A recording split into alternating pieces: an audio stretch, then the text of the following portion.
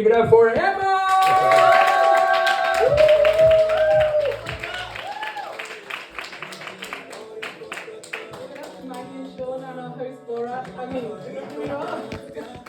Just kidding. What are you taking, Bruno? I want to know your secret that you see a fourth grandparent.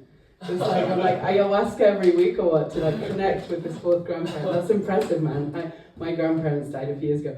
So my name's Emma B, not like the Spice Girl. I'm probably too blonde for that. But I was born in South Africa, as you can probably tell from the accent. Like, no. They eked that out of me. We went to live in Pakistan when I was 5 years old, and I went to British overseas schools, and I think what they tried to do was just appropriate my identity. I don't know if anyone's heard of the British doing that. I was probably like 5 years from being put in a museum or some shit, but they appropriated my South African identity, and it turned into this. A very British sounding accent. So yeah, that's me. I have a British passport, unfortunately. Anyone else here from the UK? Woo! Yeah, it's Scottish though, that's different, man. That's so much cooler. It's the same fucking passport. Yeah, it's the same passport, but it's not the same identity, right? It's like being like Spanish and then being like, I'm Catalan.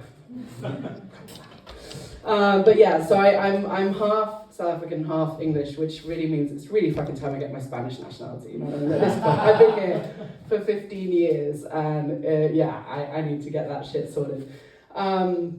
Probably the only thing worse than me being half South African, half British, is that my partner is French. Ooh, that was a low blow. Anyone French here in the room tonight? No? Ah, ben oui!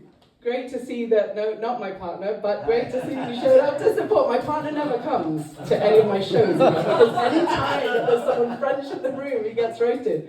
But I know that you're also half Canadian, right? Yes. Yeah, so you can like flip that card, use whichever one is more convenient. So I've lived here for 15 years, but that still brings some pretty funny idiosyncrasies and surprises with language. So my partner's French, and I mentioned that before, and we have 3 boys, 3 sons. Yeah, thank you, that got a clap, wow, amazing. It doesn't always get a clap. It's more like, what the fuck are you doing to the planet? Get the fuck out, it's not ecological. Jesus Christ, you're supposed to just replace yourselves at best, not one more. I don't know what we, like, probably the 3rd was too much, but he's not going to see this video. So he's a lovable little shit, he really is. I can't do anything, like the other day, he does some crazy stuff. He's 4 years old, and whoo! I almost fell off the stage. Wow, that would have been spectacular. I would have shown you all a bit more than myself than everyone was betting on for tonight. But so my 4-year-old just has there's no social barriers, right, with a 4-year-old. And so we were sitting eating a raclette with friends, cheese, raclette, melted cheese, and potatoes. That's basically all you're eating. Pretty rich stuff. And he's got to this wonderful age where he's very autonomous. So that means that things like going to the loo, he doesn't ask for your help anymore, which is great. On the other hand, he doesn't quite yet know how to finish the job. Right, so he'll just go to the loo, do his thing, and then he just walks out mid-dinner and just like bare ass, he's like, Mommy, can you clean this? Hands down, obviously, I'm not going to do that. That would be a bit much. I don't want to show anyone my third eye. We already had to talk about that tonight. But no, he just comes into the lounge and you're just like, wow, I'm done with the cheese now. I'm done with the raclette, that's it. My digestion's fucked. I'm not going to eat anymore, but do pass me my red wine, please. I'll definitely keep going on that. But yeah, so I have 3 boys, which, I don't know how that happened, honestly. Well, I kind of do, obviously. I mean, we did it at least 3 times. But, you know, it's, I have days where I'm like, there's so much masculine energy in my house that I just need to get the shit out of there, you know? And I call my house testosterone. Because you walk in, and I swear, it's like hits, first of all, the smell hits you. But then it's like, just walk in, and like we keep the shoes outside, and like that's definitely staying outside the house. But you walk in, and I swear, just like I feel like there's like hair that starts to grow in parts of my body where there definitely shouldn't be. Really, like it's intense. But it means that, you know, I have learned a fair bit about willies. I will say that, like unexpectedly, you know, I've really learned like they really have a mind of their own. A little bit. No brain, of course, but definitely a mind of their own. Can anyone relate? Has anyone ever thought with their dick in here? Yeah, you're all fucking liars. All of the men in here are liars. Every single one. Because anyone that has a dick has thought with their dick at least once in their life.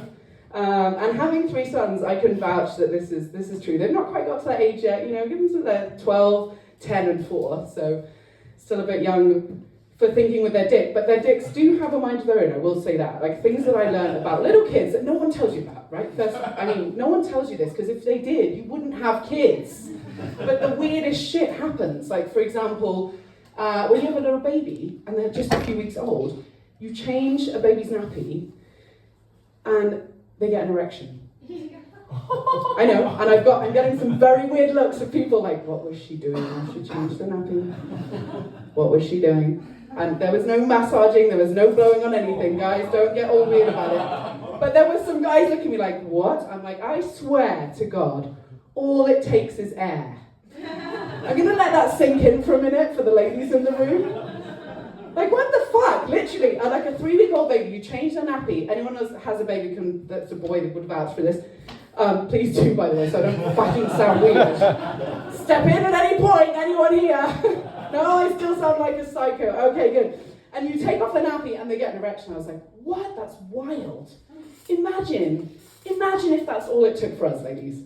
Like, no, it's all right. Just leave the window open. There's a lovely draft coming through. Yeah, no, that's great. No, just keep it coming. That's great. Oh wait, there's a passing train about to come. Yeah. Oh no, it's the Heredos. They're not coming. Heredos, Barcelona, Castelldefels. No, they're fucking coming.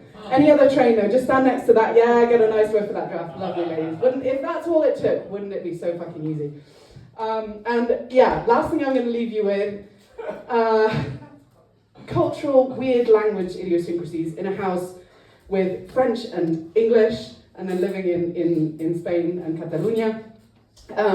My son came down for breakfast the other morning. He's 9 years old. And he was like, Mummy, can I have cock egg for breakfast? And what? I know. He was like, he was asking for cock for breakfast. Yes, he's only 9. No. And I looked at him and like my brain was like, fuck, engage. It's like 7:45. Why are you 9 and talking to me about cock? And I was just like, looking at him, I was like, took me a minute to like figure it out. And then my brain woke up and I was like, oh, a fella cock. I'm like, only the French language could make a boiled egg sound sexy. No fella cock. That's what it's called, a fella cock. And I was like, that's why my son is asking me for a cock egg at 8 a.m. But you know, at least someone was having cock for breakfast. Bye, folks.